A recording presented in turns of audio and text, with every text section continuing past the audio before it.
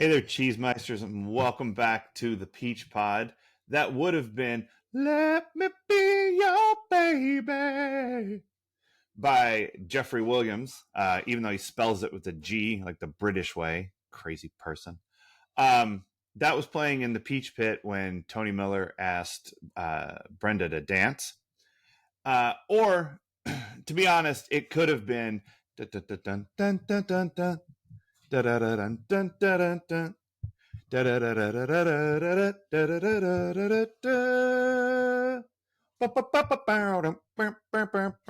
The theme from the dating show or the dating game. Yeah, that's the real life theme from the dating game. Because Brandon and Steve went on Love at First Sight, which is very exciting for everybody. Yep. I'm Jeff, and I don't want half your jelly donut. I want my banana. And joining me on the other end of the internet, my host, whose line I just stole, I can tell by the way she thrashed about. I'm Leslie, and I don't know who's having a worse morning, Kelly or me. I know, you want a banana. I get it. You know what? I did have a banana, so yeah. You're better off than Kelly then. I guess so. So yeah. We've got condoms versus ice cream, and then we've got Leslie versus Kelly. So this is like Leslie's up on Kelly because she had a banana today. So there was, by the way, a mention of ice cream in this episode, but they didn't eat any, so I don't guess it counts. No, I'm not counting it if it's just a mention. We have to see it. Yep. Yeah, it has to be. Or they have to say that I literally just like drank a big ass milkshake or something. If they did that off camera, I think that counts, you know. Okay. But oh man, you know, that's what I think. Yeah, but I mean, I don't think that happens a ton. I don't think it's going to be. It's like every time Steve enters, he's like, "Man, that was a good milkshake," and Leslie's like, "Fuck, gotta mark another one." I would be. I hope I haven't missed any of those. Because I can't, I'm like, oh, I don't think I've been counting when they're like, oh, I just had a ton of ice cream. It's like, what?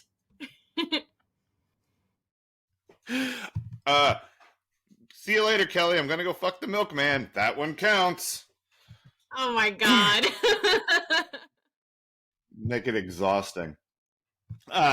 This week, Cheesemeisters, we are talking about Season 3, Episode 24, Perfectly Perfect. Original air date, March 24th, 1993. So let me ask you this. Did you throw up in your mouth or throw something? No, I was just sad. I was like, why is this relatable? You know, good episode, bit of a bummer at times for me, and I'm sure anyone else. Yeah, I feel that. So here's what happens in this episode. Kelly is now doing the worst thing you can do to try to lose weight, and that's exercise. At the beginning of this episode, she is on the Stairmaster, just going to fucking town, constantly adjusting the digital readout so that it says exactly the same thing that she just made it say a second ago. And sweating profusely. She's been up for a while, Mom. And so it's we've seen an escalation. And when she's not working out, she's popping diet pills, and snapping at people. She's in a fucking mood this whole episode. She's turning 18, by the way, everybody. Kelly's birthday.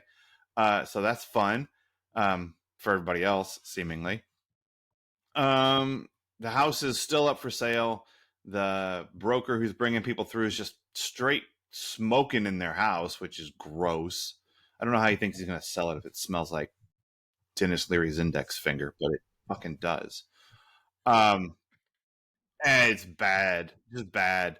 And so Kelly's like rude to the people trying to buy the house, and then she's rude to David about a jelly donut. By the way, that made me want a jelly donut. Then she's rude to Jackie about eggs, and then she's rude to Dylan about some stuff, and then she's all paranoid because everybody keeps talking about her behind their back, because they're all planning a surprise party, and they're looking. Oh yeah, she's overheating. the everybody is like looking around for a set that they might have built that they forgot might be in like the back or something to host this party. But like they quickly run through the three options that they can see, which is like Kelly's house and the Walsh house. Dylan's that little patio is just not big enough, I don't think. Um, and so they decide on the Peach Pit, much to Donna's chagrin. I was like, I God laughed. damn, we're at the Peach Pit all the time. It was funny. Yeah, I mean, it's like, yeah, we Yeah. know everything happens at the Peach Donna Pit. was Nikki. Kelly gets way overdressed to go to the Peach Pit. Yeah, no, exactly. Um, and meanwhile, Steve has roped Brandon into going on a dating game show with him, where Brandon's very correct point is, this is a terrible idea, Steve, because you always like to compete with me about girls. And Steve's like, nuh-uh. And Brandon's like, the twins, Brooke, Nikki, like everybody. Um, it's always a thing with you in this competition. And then they get put on the same panel and they both go for the same girl, Celeste Lundy, who is, by the way, not that you would know this, played by Jennifer Grant, who is the daughter of Cary Grant and Diane Cannon. Lucky bitch. Yeah. So, which, like, now knowing that in a couple of episodes Diane Cannon does a very brief cameo as herself, it makes perfect sense to me. I never like thought about that. Like, oh, why would she even? But like, it makes total sense. Like the fact that they were able to get her to do it is because the context of her cameo makes perfect sense in the real world. Like she's supposed to be where she is in this cameo, but the fact that they got her to do it is like must be. Now I'm like, oh, these things are clearly connected. Anyway, so Celeste has to choose between Brandon and Steve, and she chooses Steve, which is a quite the role reversal. It's not the way it normally goes. But then Steve, who had promised, he told Kelly it was a surprise party because she's all freaking out, and it's, by the way, the right thing to do. Like, fuck a surprise party, man. It just stresses people out, like, especially in TV shows. Like, it's one thing I think if you're going to have a surprise party in real life, like you can probably do that without making someone nuts. But if you know that you're a character in a TV show, don't do this because it always makes the person you're doing the party for paranoid. Like, have you not seen other TV shows? That's always happens. It's bad. Yeah. So Steve is like, I'm not supposed to tell you this, but it's like, it's a TV show, Kelly. In TV shows, somebody always tells the surprise party person because they're stressed out. So this is my job this week. I got to do this. And so he tells her, and she's like, "Oh well, that's fucking sucks. But at least I know what's going on." But it doesn't help because she continues to pop diet pills and stress and yell at people, and then she gets way overdressed to go to her own party because it's at the Peach Pit. Why do you need those red shoes to go to the Peach Pit, Kelly?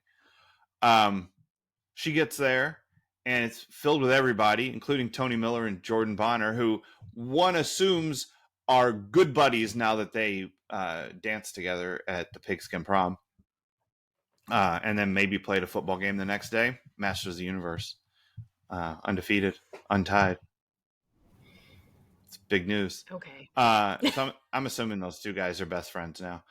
And they both show up. Tony asks Brenda to dance, and she says, word. But they don't dance. We don't see it anyway. It happens off camera.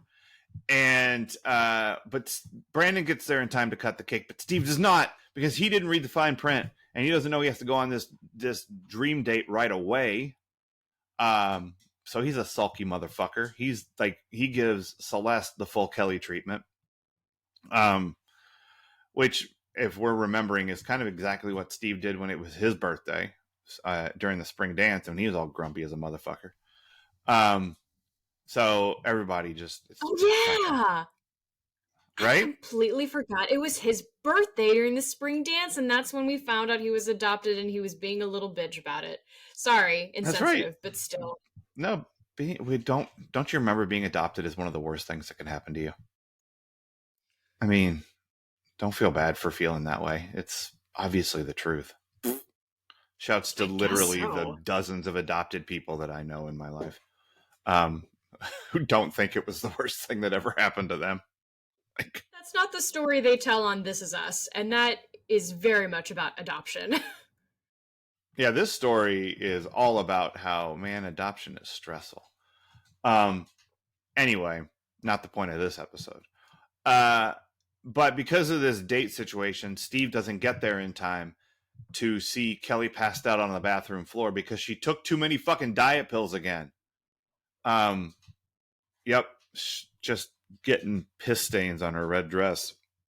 It's Oh my bad. god, that's where I threw up in my mouth a little bit. I was like, oh god, just kill me. Yeah, I would say like if you're gonna pass out in a diner, I would say there's no good place to pass out. Um, but I would put bathroom as second worst place to pass out. I would think right by the grill would be the worst place to pass out. Then, because it's just a lot of grease and it's probably Yeah, hot, you might burn yourself. It's going to be real yeah. gross. Then I'd say the bathroom, and then I would say out by the dumpster.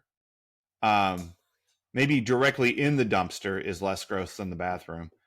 And then um, on the floor under the counter, because lots of like milkshake drippage and like soda and ketchup and stuff is probably right under the counter. Um, then on the counter, I think it's probably less gross than that because they clean it with a rag all the time. And then like probably the cleanest place to pass out in a diner is like right by the door where everyone wipes their feet. Oh my god. Does that sound right? I think that was all off the top of my head, but I feel like I got it right. I think you got it right. I mean, I got taken out for a little bit because I was thinking about how often are they switching out that rag to clean the counter Sure, in the 90s? that's fair. Probably not as much as we do now. Then again, I haven't worked in the service industry in New York, blessings, or since pre-pandemic. So I don't know. Like, Right, yeah, might be but I different know now. that shit's disgusting. Ooh, grease trap. That would be the worst place to pass out. But this is a close second.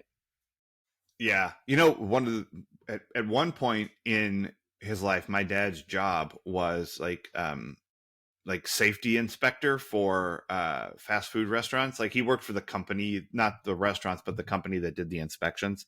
And so he would have to go in and check those grease traps for like how clean they were, whether because of like fire hazards and shit. Um, Cleanest place he ever went, he said, was McDonald's. He said they were I always believe super that. clean.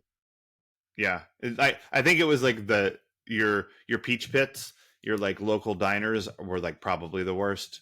You know, just because they don't have as much staff to and corporate policy to do that kind of shit. So anyway, Yeah. um, enjoy your Oof, clean that grease grease trap trap. McDonald's, everybody. That grease trap is the worst smell these nostrils have ever inhaled. Have you never been to Terre Haute? I have. I don't remember it being that bad.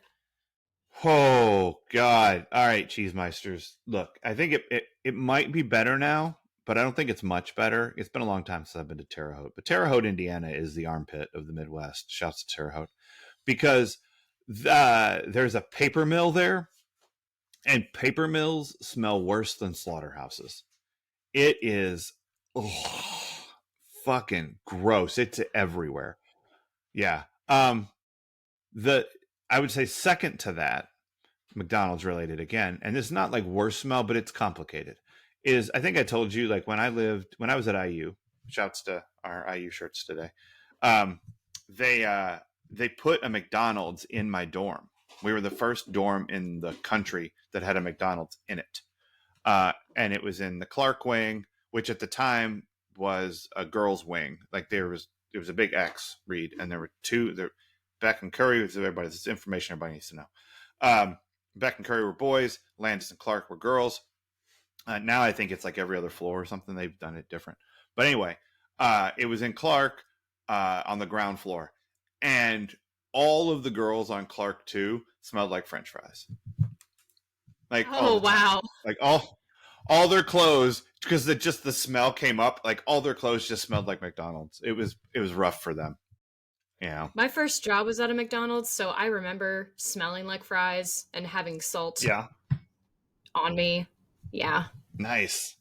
Yeah, I've never worked in food service. I made a decision when I was like 14. It's like, that's a job I don't want. I just want to do it. So I did a lot of the service jobs, but not food. Yeah. I I just did it didn't for want to one get into it. summer. Yeah. Yeah. Longer than Steve. Yeah. I mean, Oh he yeah. Well, only lasted like a week at the Peach Pit. So I'd like to think people know after hearing me talk for a few minutes that I am better than Steve, but if I have to prove myself longer, I'm willing to take up that challenge, whereas I know someone else who's not. Steve. all right, wait a minute. Are you saying that if you had gone on Love at First Sight, Celeste would have chosen you? If it's between me and Brandon, I would hope so. No, but I mean, if it's I between would you and hope Steve, because you're so. saying you're better than Steve. So, Oh, okay, well then, yeah, she definitely should pick me over Steve. Come on. I mean, I agree. All right. Um. Oh yeah. So Shelly passed out on the gross ass bathroom floor and was taken to the hospital. Steve shows up late. Everybody is like, "Hey, Kel, how's it going?" Even Jordan went to the. She's in this room, dude. Good for Jordan Jordan Bonner. is so Like, good. Like, best person yeah. of the episode. He's always got his arm around Andrea, being nice, comforting, letting people know, Mm-hmm. like, I want him to stay. I want them to stay together. Yeah, They seem good. They seem healthy. I know. Yeah. Jordan's solid. We like Jordan Bonner. Yeah. That was him getting through. Short, sweet, neat, and clean. Um, so the doctor yells at Kelly to eat a sandwich or something, but also like, this is not like, don't joke about this. It's serious shit, Kelly. Like, you got lucky. This could fuck your liver up. Like, lots of bad things could happen if you keep doing this. Maybe go to a support group. And she's like, motherfuck a support group. I don't need no help. My life's terrible, but whatever. Give me some more diet pills. And then Dylan and Kelly talk to each other, and I don't know, they walk away.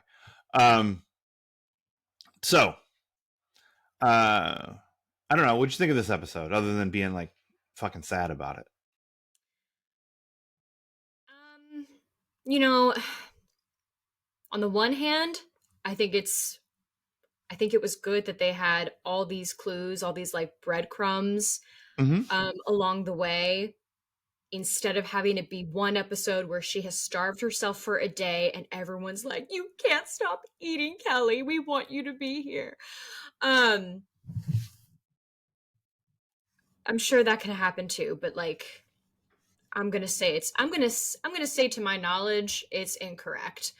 I appreciated the monologue they gave the doctor.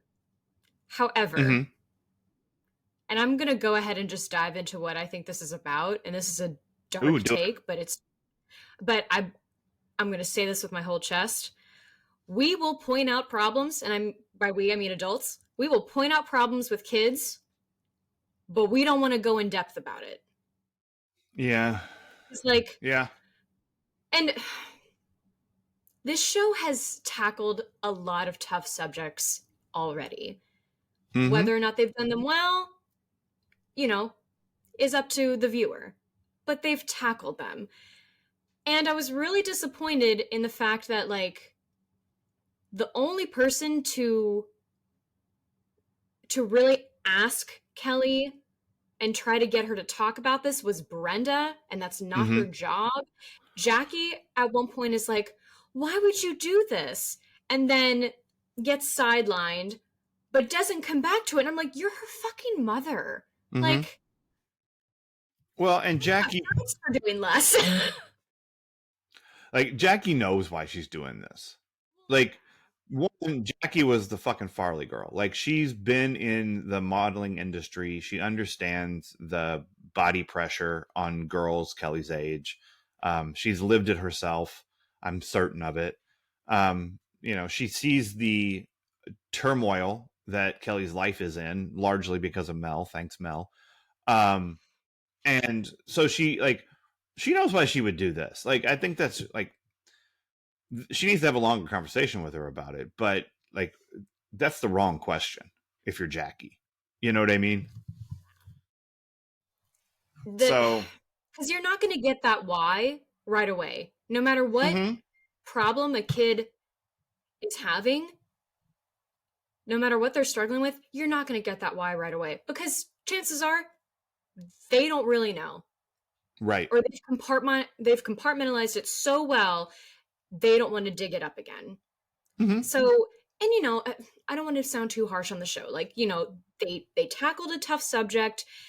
They gave us the little pamphlet part with the doctor, shout outs to him. But like, this is so not over. And I imagine it's going to be more or less for now, if not forever, in the show. But like, it just makes me really sad that like her friends didn't say more afterwards, or like Jackie didn't. I don't know. Again, maybe I'm expecting too much from this right now, but I see this happen on kids shows, on other teen shows, and like, I don't know, it just, something's bugging me about it. And again, well, I'm expecting too much from people. I mean, the thing that, like, I don't know if you tuned in today expecting to see Brandon dealing with the ramifications of being beat down by a bookie last week, I'm sure you were disappointed.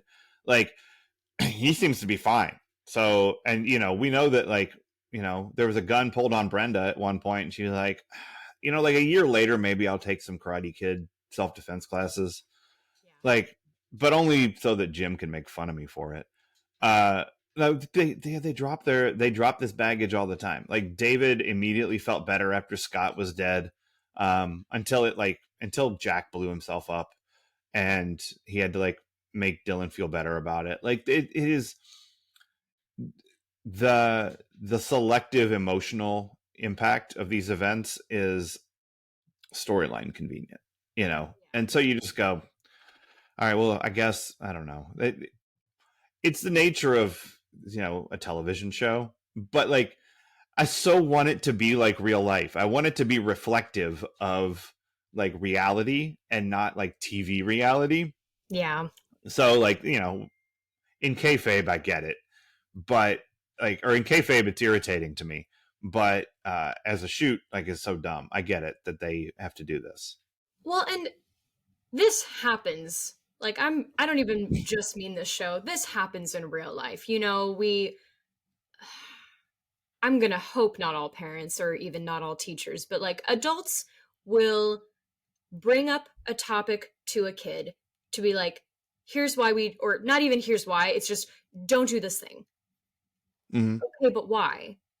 Or right. Like, okay, don't, if I don't do this thing, I'm fine. But then you're not talking about the things that could lead you to do that thing, or other things. And I don't just mean like gateway drugs or anything. I just, with Kelly, don't starve yourself.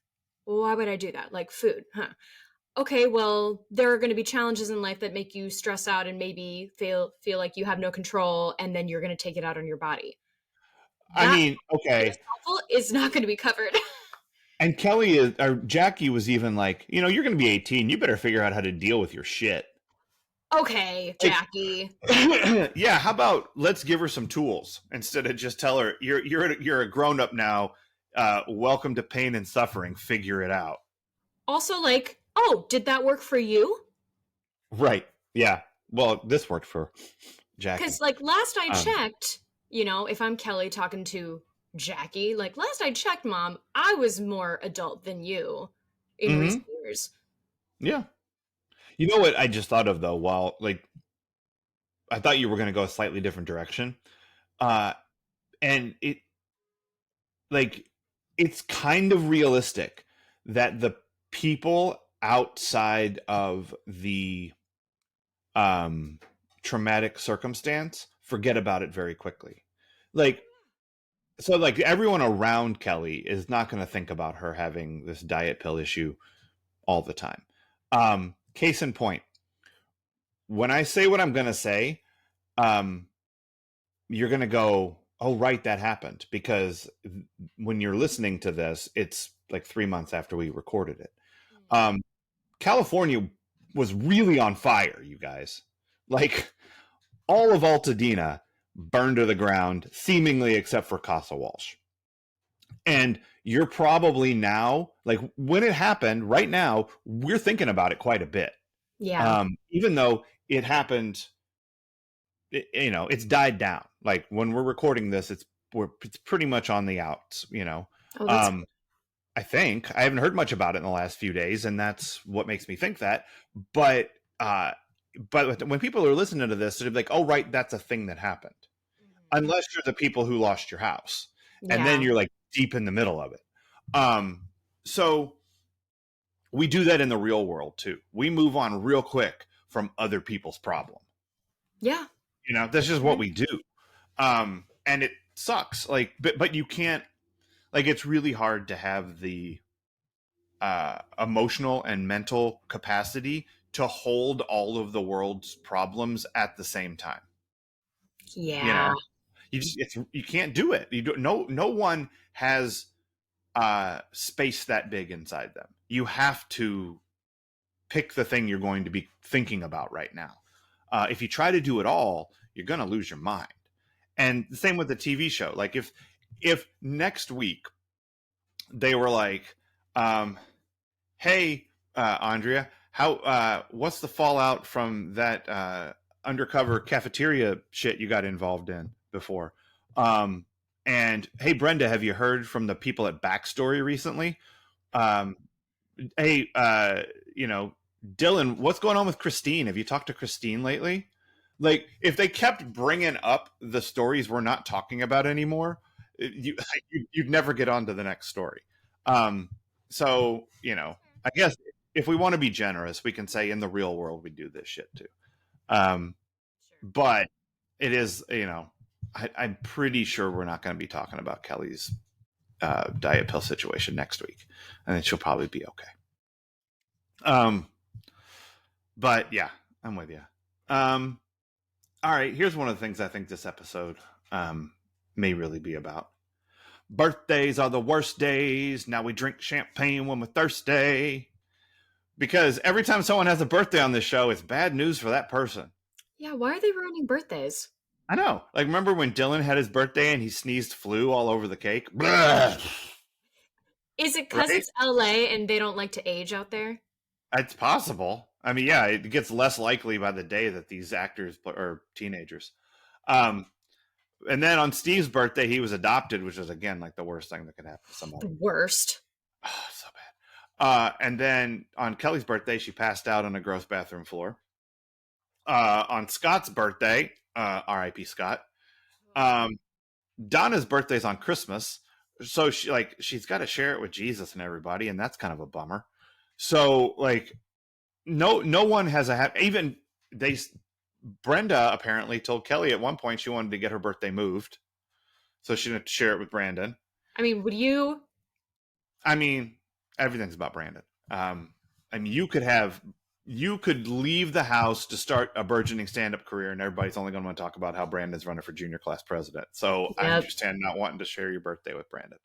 Dylan once had to share his second grade birthday with whatever that bitch's name was, who got the tiara.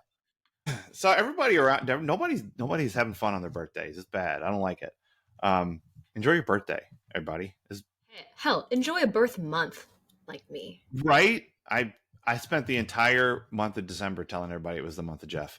At work, on all of my business calls. I was like, welcome to the month of Jeff. How's it going, everybody?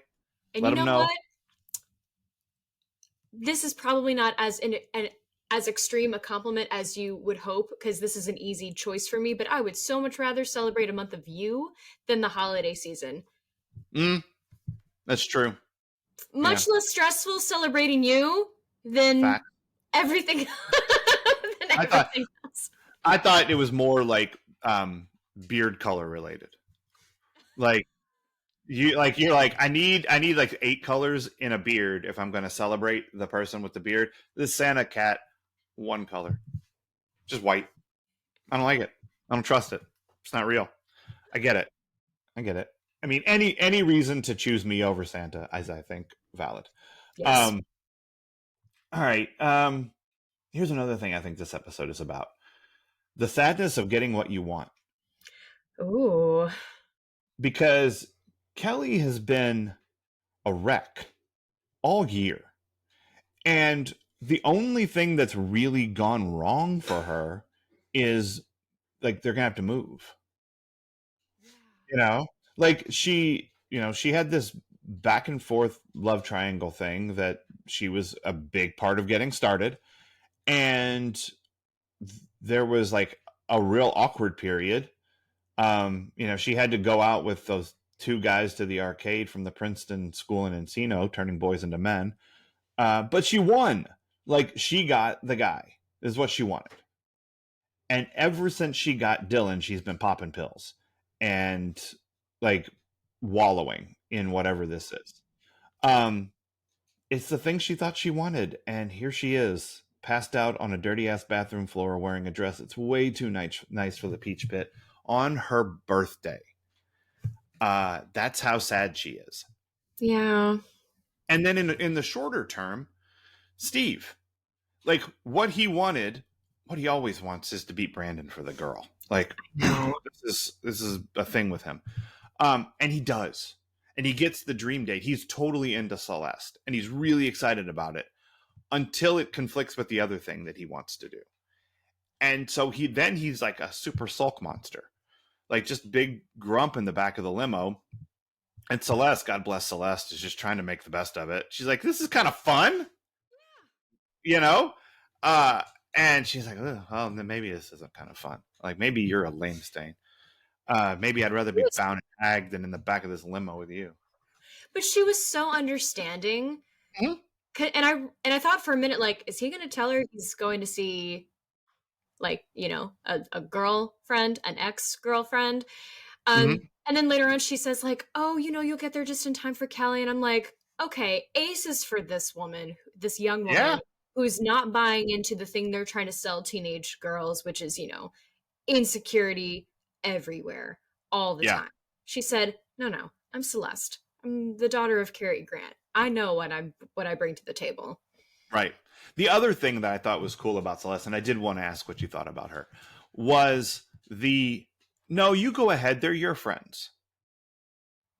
Yeah. Like that. She's like, look. Look, Jordan made his way into the Peach Pit. That's cool. But you fools take every person you meet to the Peach Pit. Even that guy in detention with Steve, who got him involved in the drag racing. You brought him to the Peach Pit. There's too many. Color me bad here. You don't know those guys. All you know is their favorite color is bad. Like, I'm good. Like, I'll get to the Peach Pit later. You go.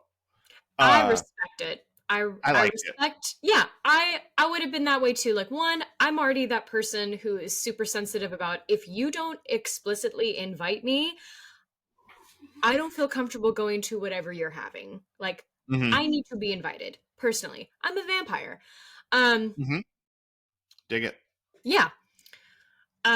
Yeah, so I respect that. And also, like, I think she knows too, like, this is early stages of a hopefully relationship. Like, I don't need to be meeting people in your life yet. Like, let's focus on us. And also, all we had to do is this thing tonight. Like, just, call me, don't blow me off, and I'm gonna go. I have my own shit. And that's the other thing. And maybe Celeste doesn't know this, but she's on a TV show.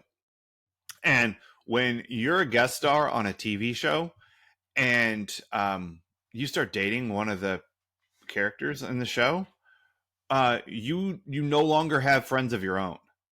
Yeah. You only have their friends. So like the minute you walk in the Peach Pit, that's it. Like bye Darla Hansen. Like you're not gonna talk to any of your old friends. So she like wanted to like one more time to say goodbye to the people she knows that aren't Steve's friends. You know what else? She mentioned she had never ridden in a limo before. She probably thought, I want some time to myself in this limo. I That's want to right. feel like a Flop around. high roller. And also, she tried opening, or she, didn't get to mess around with the radio and the ceiling Yeah, she window. got to do the big. Yes. Yeah, you got to pop out.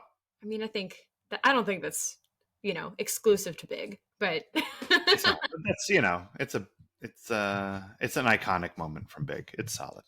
yeah. No, I think that's fun. I like the idea that after she dropped Steve off and he had to go to the hospital to see his friend, she was just like, window goes up, window goes down, window goes up, windows goes down, window goes up, window goes Yes. down. And she's like, what's this do? Yeah, Yeah. she spent the next 3 hours riding around town in that limo, just going like getting Frosties at Wendy's drive-throughs and like trying to eat them with a straw, but you can't do that; it makes your head hurt. So then she has to do the spoon. That's what I want. That's what I want for Celeste that night. Was just random ass drive-throughs. We're going through In and Out. I need double double. Yep. Yeah, I think that would have been great. Yeah. Um, anything else you think this episode might really have been about? Because I have a game for you to play. I have one more thing. Mm-hmm. I feel like this episode, in a way, is telling us just because you're a senior doesn't mean shit's not going to happen. So essentially, growing up sucks because, you know, even when things are supposed to become glowy and glamorous, again, just adults thinking back to things that they thought were their golden years, so then they put it on their kids thinking it's going to be Sure. magical, and then hey, guess what, shit happens whether or not it's sweet 16 and it becomes sour 16. I have no personal experience with this. No, it's a rumor you heard. It's a rumor. So yeah, this is, if anything, this show is doing a good job of saying, hey, just because you're a senior, shit's still gonna happen, because like Kelly's had all this shit happen, and she's developed an eating disorder from it. Brandon, oh my god, been in a bad mood, bad attitude the whole time because he started chewing gum, and that turned him into a gambler. And oh my god, I didn't even write this down, but I forgot. Andrea almost getting killed by Gil Myers. Yes, of course. Steve getting caught cheating and, almost getting expelled, but not really because never. And then Dylan and Brenda. Dylan's dad. Like, a lot of shit has gone so wrong. They really said, fuck up these kids' lives senior year. Uh-huh. I'm telling you. And Brandon gets it all the way wrong when he tells Jordan, hey, tell your friend here that not all of our shit has to go in her newspaper. When we discussed last week that none of their shit has gone in her newspaper, and it all should, because it's way more interesting than the cafeteria expose that Andrea did last year. Yeah. Yeah, I agree. That's so funny. Okay, so because you were so good at picking up the gambling and the eating disorder storylines, I would like to see if you can predict the storylines that might have gotten started in this episode. Oh God. Okay. Oh, and so I have to. What do you think are storylines that got started that are gonna move forward based on things that happened in this episode for the first time? I'm gonna start with the one that I feel like I know, but ultimately don't really, because all I've seen is a picture of Brenda and Tony at prom. And I mean, I even wrote down, and then I texted you, like, why Brenda and Tony? Why? Mm-hmm. Why? Clearly something's gonna happen there. Okay. That is one, correct. Yeah. I have three. So that you got one. You're one for one. Okay, let me think a minute. Well, probably something between Steve, Celeste, and Brandon. Maybe. What else happened in this episode that gave us hints at something? I will say that you're partially correct there. Steve and Celeste do become a thing. Yeah, like I don't feel like that's over. She's No, that's two. They put too much. They gave her a lot of time, and I don't But I It's mean, kind of like when you the face. number of episodes that Brandon had where he dated a person and then they disappeared forever, like it's a thing that happens. But you're correct. Celeste stays around. Brenda also mentioned some friend to Cindy, Mm-hmm. and I thought, where's this? I get where this is coming from, but like Where is it going? it was very much like, oh, I have this old gun from a grandfather that he left to me in his Uh-huh. inheritance. I shall leave it out and not put it in a safe. So Chekhov's friend. Oh, am I right? 3 for 3. Yep. So, um, so what do you think? Where do you think the Brenda and Darla Hansen thing goes? Where do you think that goes? Because that's going to be hard. Like the fact that it happened and you picked up on it, that's good. Being able to guess where it's going to go, I think, is way more challenging because this show goes crazy sometimes. It's not going to bring us Tiffany, what's her name, is it? Oh no, Okay. That would have been a no. really great guess. Um, is it going to bring someone for Brandon to date? Hmm. No. I was trying to think if even indirectly that was true, but no. Well, and outsiders tend to be trouble, even from Minnesota. Um, wow. What is Darla? They lost touch. She's probably going to University of Minnesota like everyone else, which calm down, Brenda. What's wrong with that? Some of us can't afford to go out of state. Only one of Again, them can. only from rumors have I heard. um she's gonna I'm just gonna go back to what I always do. She's gonna come and start a brothel. I don't know why that's my go-to. Someone's gonna have to sell themselves for sex at one point, and I don't want that to happen, but I hope it doesn't. Ugh. Yeah, I have no idea. She's gonna bring drugs. She's gonna. Oh no, is she gonna like lure David away from Donna? Oh, interesting. Okay, no, you're not on the right track with any of those things. But I like your thought process is solid. Yeah, so we've now started a few storylines that are gonna move us along. So that's good. And then there's other things that are going to happen that haven't happened yet. Okay. And those are the big things coming up this season. So, anything else that this might have really been about? Good job, by the way, predicting the upcoming storylines. Thank you. I am again one of them. I can't take too much credit for because You Pinterest just see the is picture, the right? problem. But like you've pointed out many times, like either forget that thing or you have like it's not what you think it is. Right. The So context is weird. Yeah, yeah, yeah. plus you can totally go to prom with someone and it doesn't mean you're like with them or stay with Right. them. Yep.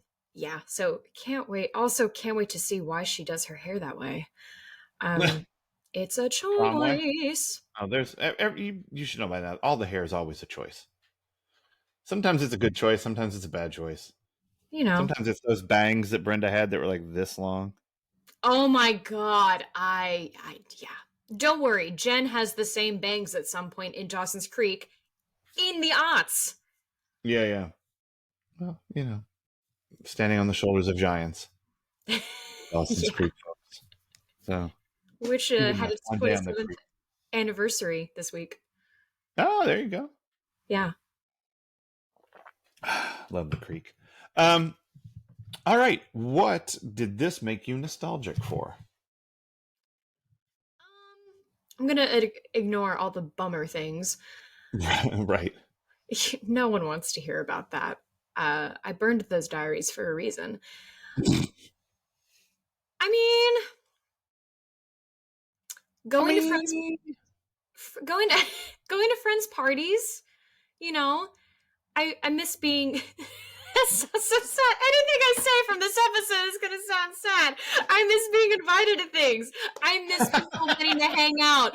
Adults are Right. so fucking depressing. Like Yeah. even friends, even fellow adults who don't have kids and can hang out, people are fucking depressing and don't want to do shit. I don't understand. We're on the I worst saw timeline. I saw I don't know, some stand-up comedians reel, and they were doing some crowd work, and they were like, talking to somebody, and she was like, "Oh, well, who are these people with you?" And she's like, "Oh, these are my friends." And she's like, "Wait a minute, how old are you?" And the woman was like, "I don't know, 27." And she's like, "You're 27, and you have 7 friends Yeah. willing to meet you out on a Wednesday night? Is it your birthday?"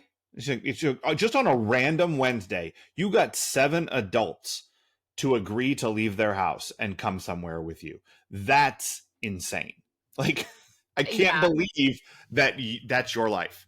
And that's 100% true. Yeah. I'm learning to take it less personally. Like, there are so many outside factors anymore, and like, but it just makes me sad because, again, Ways TV lied to me. I thought I would get to New York and find my friends, Right, right. and I have, but they all live in different boroughs and don't want to go Uh-huh. out, and we all don't live in the same building. Mhm. And yeah, it's just real life is so fucking sad. Real life is a grift. It's just that people have their own shit to do, like, and then when you get to the like having kids involved, it's all bets are off.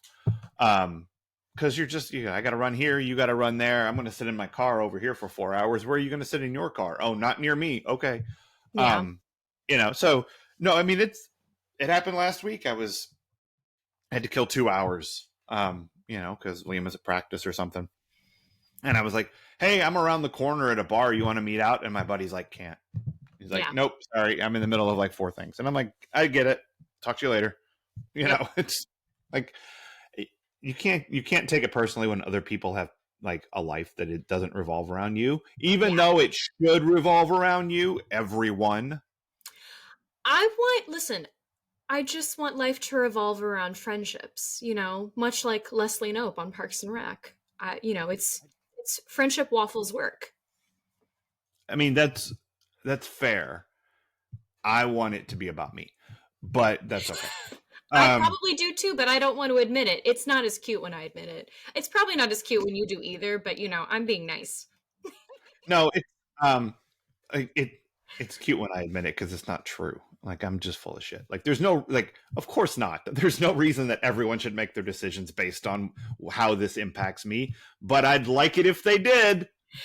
That'd Hence be month of way better for me. That's right. I mean, I told people that, like, look, I deigned to share this month with Jesus, and that is the best you're gonna get. And yeah. I do that grudgingly. So, but I mean, come on, that's very stupid. Nobody really, like, no, I don't really think that. Jesus Christ. Realize my whole life is a bit, everybody. Deal with it. I I struggle with the bit part. I try to make it a bit, and then I think people realize that it's coming from a place of truth, and that's when they don't laugh. Right, because I don't really think these things, but it's I think it's funny to pretend like I very much believe these things. Because they're just like, I don't. It's fine. Like, not Yeah. everything's about me. Should be, but it isn't. Um, so get on it, everybody. Start thinking about me more, Yeah. asshole.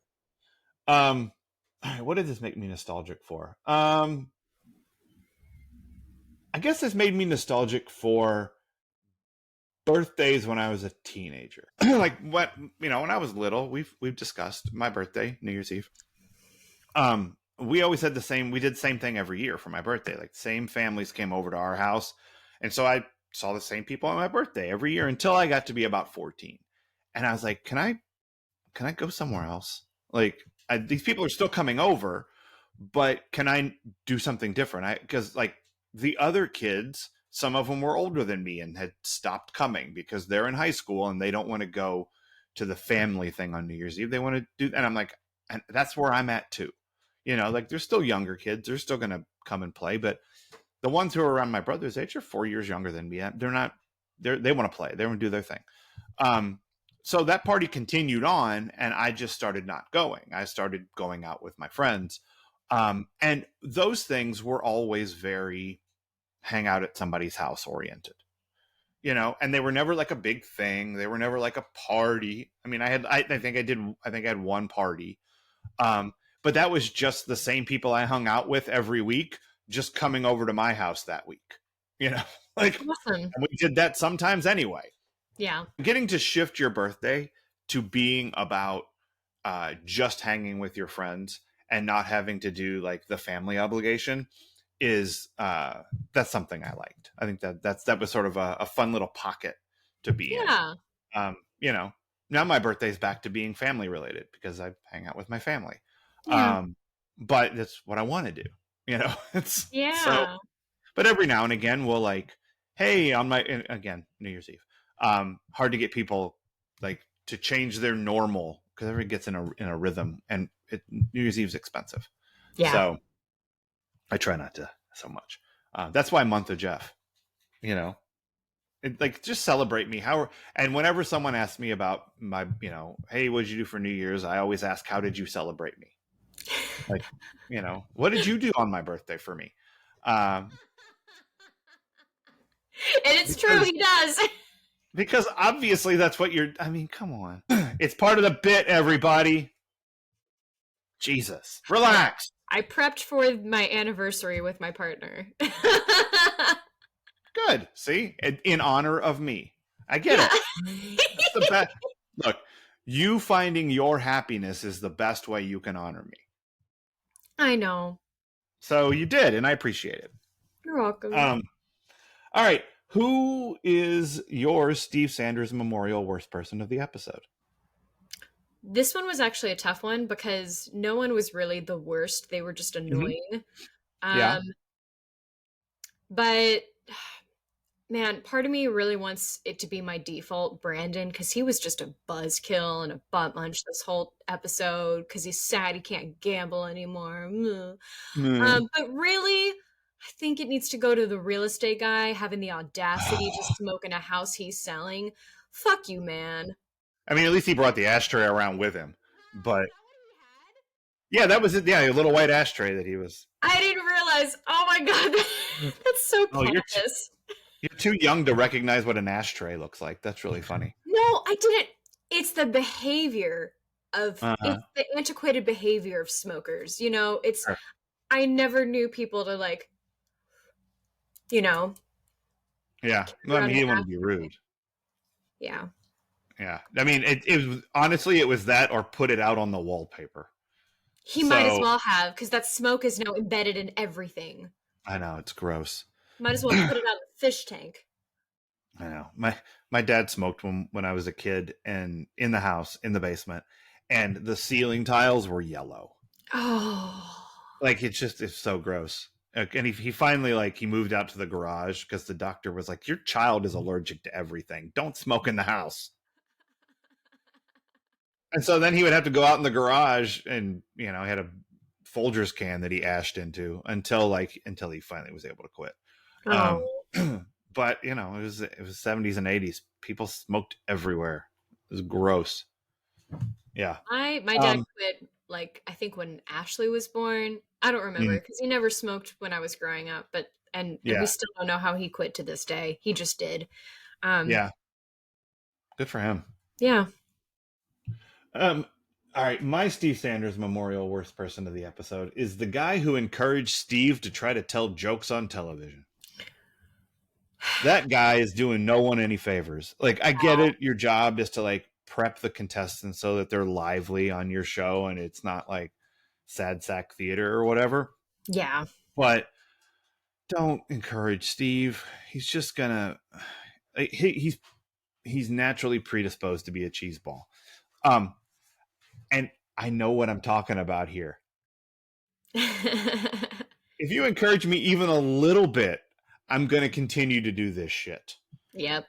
And if you don't encourage me, I'm still going to do it because I am amusing myself. Yep. But Steve's not as good at it as I am.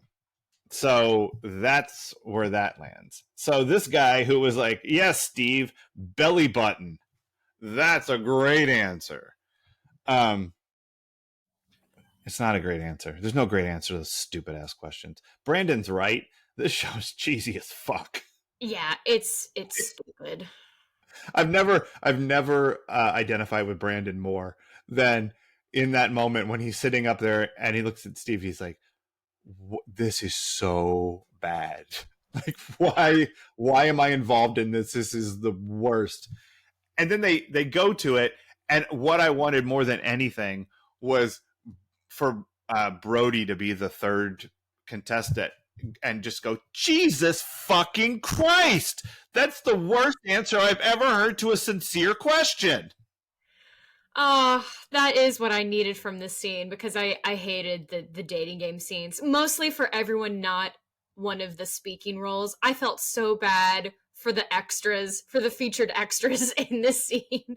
The guy who had to sit between Brandon and and then the two.